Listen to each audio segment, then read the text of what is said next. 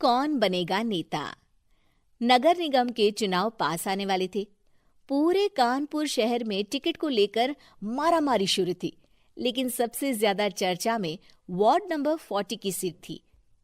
वो इसलिए क्योंकि इस बार वहां की सीट महिला के लिए आरक्षित थी। अब सवाल ये था कि चुनाव लड़ेगा कौन। इससे पहले ठाकुर साहब वहां से पार्षद थे और इस बार उन्होंने अपनी पत्नी सीमा ठाकुर को टिकट दिलवाई और ठाकुर साहब की शान के कारण सीमा जी ने 20,000 वोटों से चुनाव जीत लिया। अरे बधाई हो सीमा भाभी, अब तो आप वार्ड की पार्षद बन गई हैं। अब तो हमारे काम आप ही करवाएंगी। अरे ये तो सिर्फ नाम की पार्षद बनी है, वो तो महिला सीट आ गई, वरना पार्षद तो मुझे ही बनना था। अब भले ही चेहरा इसका होगा, लेकिन पावर तो मेरी ही होगी। अरे वाह भाई साहब, क्या दिमाग लगाया है आपने भी। आइए आप लोग, खाना लगा दिया है सबके लिए। सीमा जी पार्षद बन चुकी थी, फिर भी उनकी एक ना चलती। सारे काम ठाकुर साहब खुद ही संभाल लेते और जहां जरूरत पड़ती वहां सीमा जी का अंगूठा लगवा लेते। सीमा जी ज्यादा पढ़ी लिखी भी नहीं थी। एक दिन ठाकुर साहब और सीमा एक प्रोग्राम में जाते हैं। अरे ठाकुर साहब, आप आ गए। ओहो, पार्षद मैडम भी आ गई हैं। स्वागत है आप दोनों का।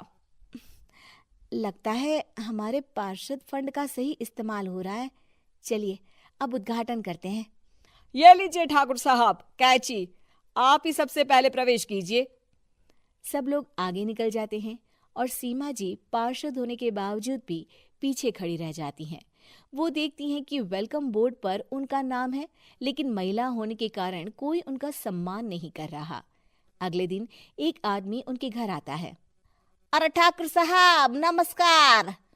कल ना हम नोटिस किए कि हमारा घर तो अवैध है और नगर निगम वाले उसे तोड़ने आ रहे हैं। अरे कुछ कीजिए ना ठाकुर साहब।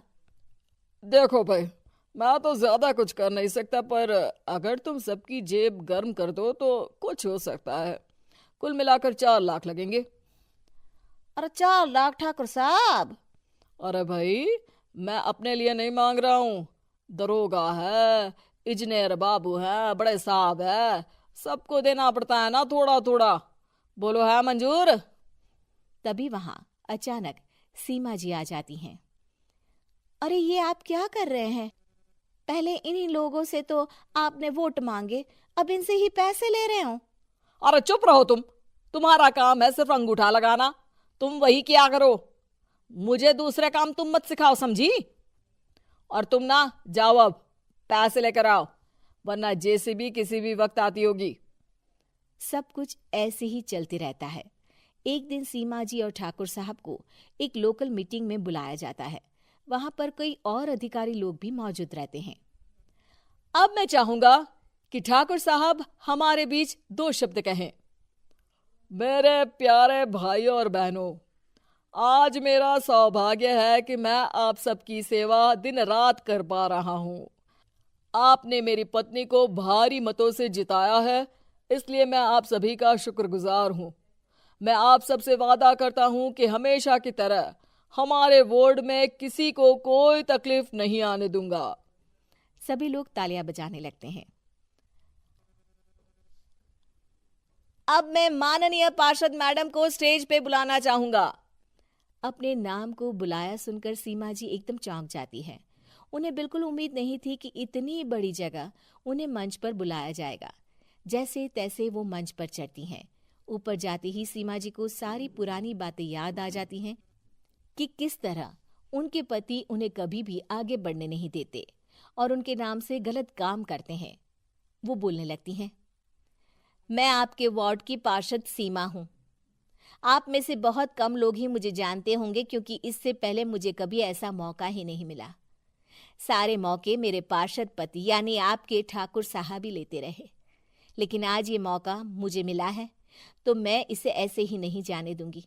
मैं आपको ये बताना चाहती हूँ कि आपके ठाकुर साहब मेरे नाम की आड़ में गैर कानूनी काम करते हैं, जिस पर अंगूठों के निशान मेरे होते थे। इसीलिए मैं अपनी गलती मानती हूँ और आज अपने पद से इस्तीफा देती हूँ, ताकि आगे से कोई गलत काम ना हो पाए।